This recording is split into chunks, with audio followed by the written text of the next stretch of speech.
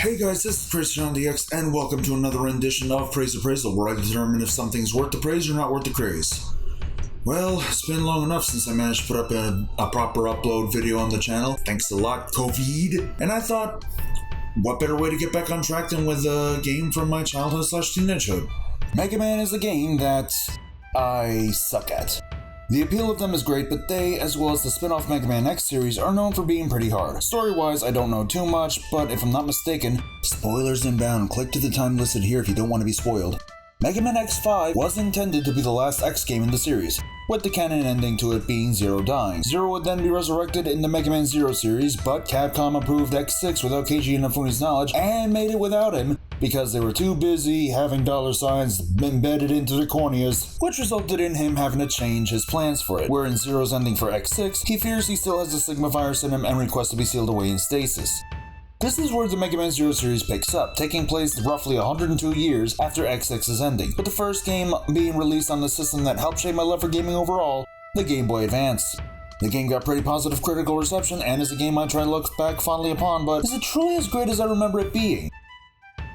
Well, we're here to find out, and on the Legacy Collection no less. This is Mega Man Zero. So the game starts off with a woman running with soldiers from some blue robots that look weirdly familiar, as well as massive machines called Gold. Holy shit, is that blood? Riblets bleed?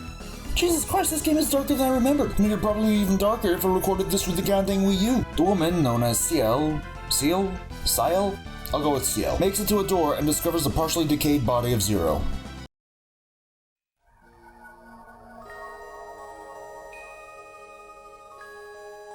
God, I love this art and this music so damn much. Ciel is then cornered with her colleague Milan killed protecting her, and a floating being known as Passy offers to use her power and sacrifice herself to resurrect Zero, which is done, and...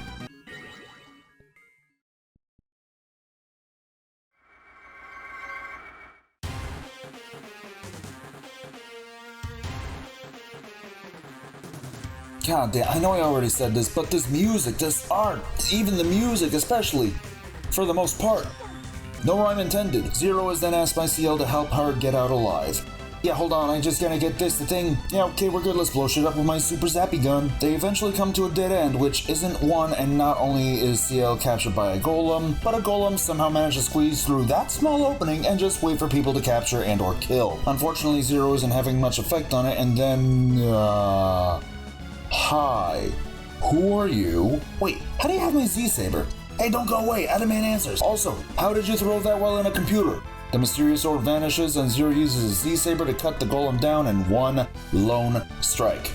Zero and Ciel return to base as Ciel explains how they've been fighting for survival against his old rival and friend, X, who presumably has gone mad and rules a utopia called Neo Arcadia to protect humans and kill any Reploids and such he deems as mavericks. Alright, that's enough plot for now. Let's discuss the game and everything else, I guess. So I'd like to point out that as the game progresses, it kinda evolves into a type of Metroidvania, where you can explore past areas if you beat the mission they take place in, possibly twice depending on the circumstances, except for the forgotten laboratory we were found in, which isn't the best thing really, I'll explain in a bit. So the gameplay is honestly pretty great. The controls are tight, the visuals are pretty for a Game Boy Advance game. It's so satisfying to slice bosses in half with the saber. And it's overall a fun time, as long as you're good at it and avoid certain elements that we'll get to soon enough. Of course, for this Legacy Collection, instead of a rewind or autosave function like I would have wanted, at least a rewind function anyway, Capcom put in a checkpoint system that allows you to respawn near it if you die. You don't even lose any lives as a result of it. Now, reminder, they are not required, but for someone like me that has played this entire series quite a bit, they're a welcome addition. Some bosses even have weaknesses to them, with the main three ones you can use against them being fire, ice, and thunder. Or rather, lightning. What is with everyone calling lightning powers thunder powers? Even Avatar got that right like they did virtually everything else. Like I said, virtually everything else. These elements through special chips you collect from a few specific bosses and can use them against any that are weak to said elements, and yet that is only doable via charge attacks, though on the plus side, the Z-Saber now has a charge attack for the first time in the Mega Man series.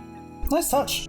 The music is pretty enjoyable too, but there is the issue where you can go through the overworld and explore, and you are stuck hearing the same exact track on loop over and over and over again no matter where you go. Why couldn't they figure out how to just change the track when going into different areas, like that this game wasn't even released that far off from Pokemon Gen 3 for crying out loud? The art style with this is something I personally enjoyed too, even if all the portraits are the same. And maybe they'll be more varied in the next game, I bet. However, despite all the good that I'm discussing here, which admittedly is not in great detail, sorry about that, I have one big grievance with this game. And when I say big, I mean it's literally half the script on its own by the time I was done typing it up. So first off, to upgrade your abilities, you have to use Cyber Elves, which, as it turns out, is what Passy from earlier is. Well, was. There are 3 classes of Cyber Elves throughout the series. Nurse, which focuses on health upgrades and the sort. Animal, which focuses on enhancing your abilities, such as running and climbing ladders faster. And Hacker, which usually change up the world around you in some form. Let me explain that. Imagine if you could hack an apple to taste like pizza. Yeah, that's how insane that last one is. However, once you use a Cyber Elf's power, their purpose is fulfilled and they literally fucking die. This in turn hurts your rank, which not only prevents you from seeing EX skills of bosses unless you want a bigger challenge, but why would you want to deal with this?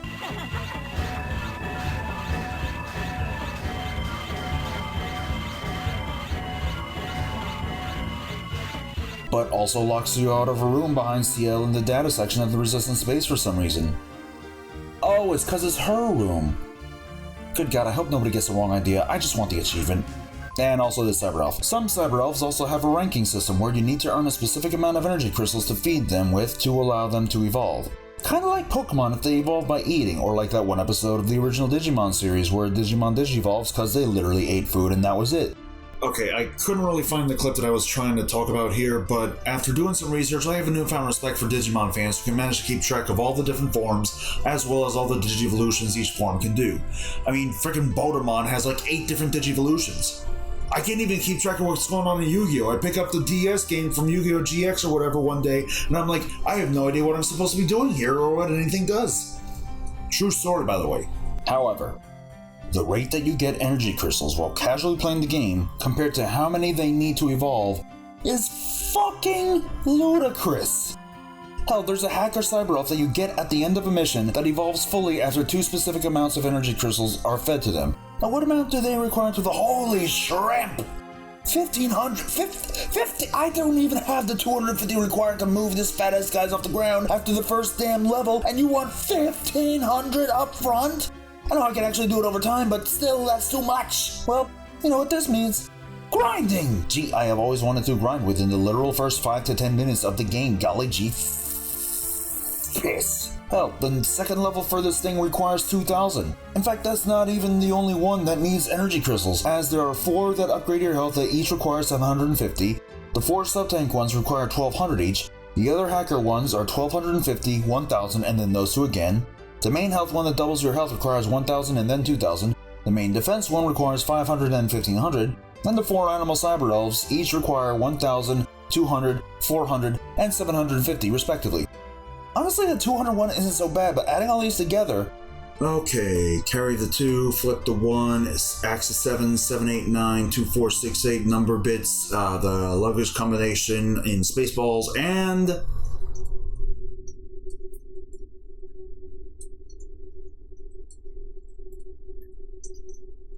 This is way more than the max amount of energy crystals you can hold at a time!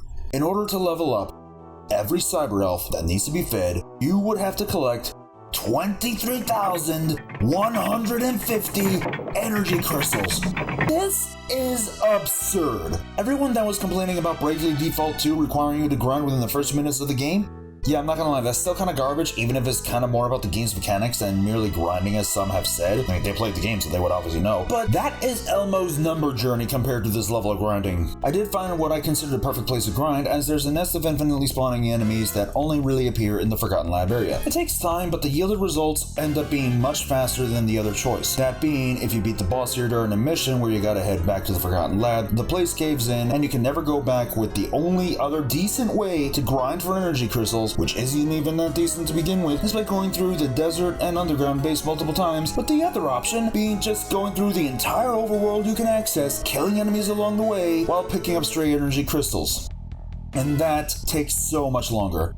I even confirmed this on my Switch copy. To get roughly, say, 1500 energy crystals at best, via the lab method, it only takes 15 minutes at best. Whereas getting 1500 through going through the desert and the base underneath it, with the routine I had, took at least a half hour each time, maybe even a bit more. That means entering the desert, detouring to the base, leaving the base and going left further into the desert, going back and then into the base, leaving the base and going back left into the desert again, going back again to the base, stopping off at a Subway to get a Parmigiano. You know, I think I might have mixed my foods up, but I know that Subway at least serves pizza, and then exiting the desert, all while killing enemies along the way. I don't even know why I opted to just do that mission that closes off the Forgotten Oh, right. Get new weapons. Yep, beating that mission nets you 2 new weapons, the Triple Rod and the Shield Boomerang, which means more weapons to raise the level of. Wait, you thought the grinding was merely for energy crystals? Nope. You also have to level up your weapons for them to be more sufficient for you, which, as I said, means more grinding. The problem with this is that you can get through the game just fine with the Buster and Saber alone. Why bother giving us 2 more weapons? I mean, granted, the Shield Boomerang reflects bullets and is the only weapon that can be charged upon first getting it, but whereas the other weapons can have their charge attack prepared faster via leveling up, the Shield Boomerang doesn't. All you get when upgrading the Shield Boomerang is the ability to do medium range attacks and long range attacks, and I still have virtually no idea how to do either of those. Now, you know what, I think this can be appreciated. I mean, after all, he's getting more weapons to build up his repertoire a bit more, as well as having a weapon that allows him to attack long range at enemies. But, oh, there's one little problem, one teensy little problem with this. I mean, what's the big issue with this one again? Oh yeah, Zero already has a fucking gun! On top of that, this game can get hard if you're going for the 4th class of Cyber Elves. Yes, there is in fact a 4th class here. Beat the game with all the Cyber Elves collected and leveled up to the max and unused. And in your New Game Plus, you can start Jackson mode, where you automatically have a new Cyber Elf in the rare class, which only appears in this entry to the series.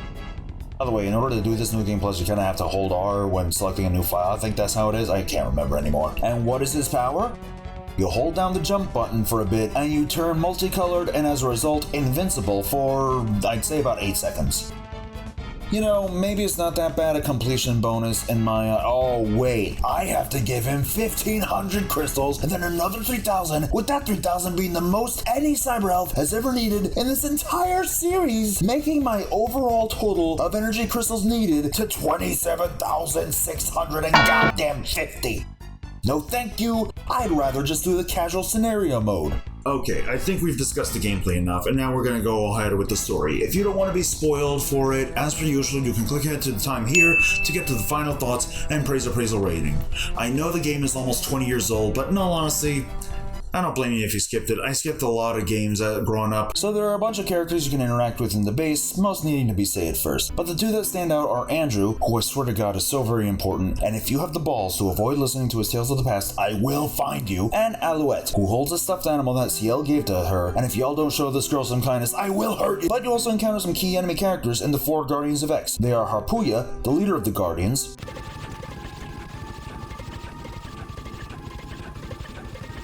and also a giant pushover, Fafnir, the hot-headed one, Leviathan, the girl? I'm sure she has some sort of character developed eventually, and Phantom, the ninja who you eventually end up killing. No joke, this guy gets shafted in the first game of the series. I feel bad for him. Also, it doesn't look like his explosion that's meant to, quote, take you with him hurts you. Okay, not much anyway.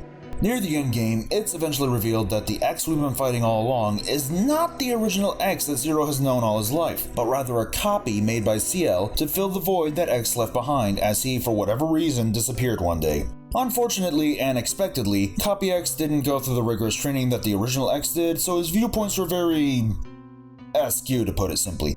Oh, and that little light that showed up at the beginning to give Zero his saber? Yeah, turns out that is actually X's soul, reborn as a cyber elf of some sort. And of course, he's very important to the entire story of this game series. Trust me, all of this is better explained in lore videos as well as the Mega Man Wikia, which I think is probably the best place to read up about this because everything else that details the history is largely in Japanese from my research. Of course, there are the future games that explain more, but of course we'll get to that another day. Well, time to fight Copy X. Given the grinding crap that I went through that took about 3 hours of in-game time, I got all the health upgrades and sub-tanks, I got 4 animal upgrades and opted against a better defense, and I got the main hacker elf that- wait, go back a bit, hang on, go back.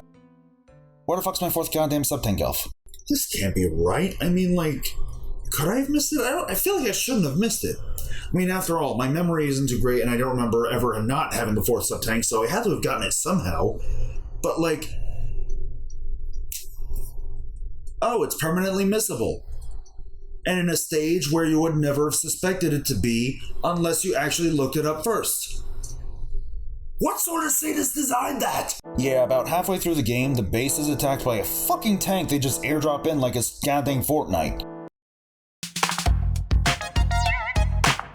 It also turns out that you have to let it go far enough so that it breaks a wall close to the base that reveals a pit you gotta drop down to access a shaft of sorts in the subway that you otherwise can't reach due to the wall not allowing wall kicking to get you up there from said subway.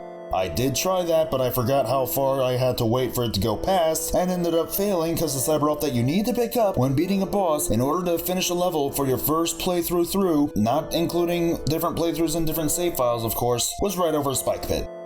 Because I didn't know how important the elf was, I just said screw it and beat the tank as fast as possible.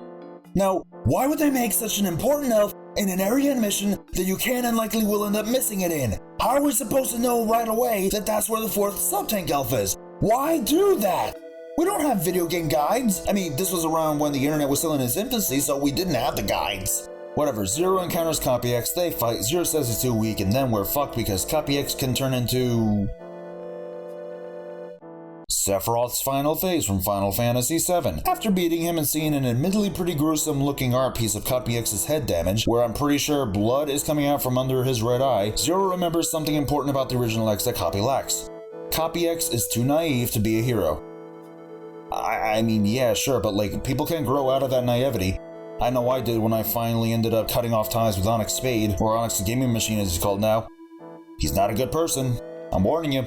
Police self-destructs, Zero is abandoned in a desert in the middle of nowhere, X's hologram body has a jacket for some reason, and Zero assures X that he can rest easy while he makes sure to destroy any enemy he faces. And so, his journey back to the base continues. Or starts. It'll continue in the next game, sure. And that, ladies and gentlemen, is Mega Man Zero. I'd ask how much praise it's worth, but I feel like this one has actually aged a bit roughly.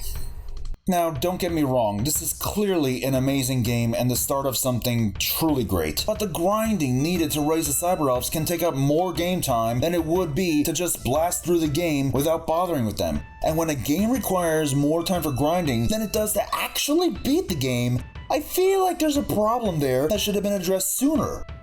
Although at the same time, you can beat each of the games in like roughly 2 hours, but still. Aside from that, it's still a pretty good game, but like with the first Mega Man game on the NES, it is very, very clear that this was the first entry of the series, in terms of they just did whatever they wanted to do and threw stuff at the wall to see what stuck, if the title isn't enough to say that.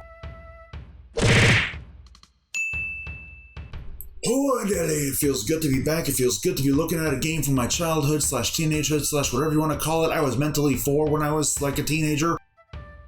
But you know what? I think I'm going to continue with this trend of looking at very good games. Might as well continue with arguably one of the greatest games of all time. Or at least the game that came before it. Oh, you know I already said it's good to be back in action like this, but it also feels good to vent about this. Hey everyone, thank you so very much for your patience for this and for watching the video. If you liked it, be sure to hit the like button to show your support, subscribe for more content, and click the notification bell if your main YouTube feed choice is in the subscriptions tab like mine has been for years. Do you like wrestling games? Cool! 2K Battlegrounds is not perfect, but I did do a video on it a while ago that you can click when the card pops up, or you can check it out in the description below if you're willing to. In addition, I have a gameplay / archive channel called CSDX Gameplay, where I usually just put out my Twitch streams, which is twitch.tv / CrazySeanDX, and just to be clear, I don't have a set schedule yet, but we'll see what happens. As for the top tier patrons, we don't have any yet, but I'd like to at least take this chance to thank Nori, my friend Nori, for sending me $30 as when I mentioned that my Patreon was unlaunched for a bit. I appreciate you very much, Nori, and I hope you continue to stay strong. And for anyone else, if you're willing to support the Patreon on the $1 tier, $5 tier, or $10 tier, the option is there if you're willing. It's only like $1, $5, or $10 a month depending on what you choose. At the first of each month, again, it's there if you want to help. Anyway, take care, be safe, Black Lives Matter, love is love, and please remember to stay awesome. Bye-bye now. Also, I just want to say that I don't know how many people have gotten vaccinated yet, but at least for the love of God, vaccinate and wear a mask. We are so freaking close, guys. We're so goddamn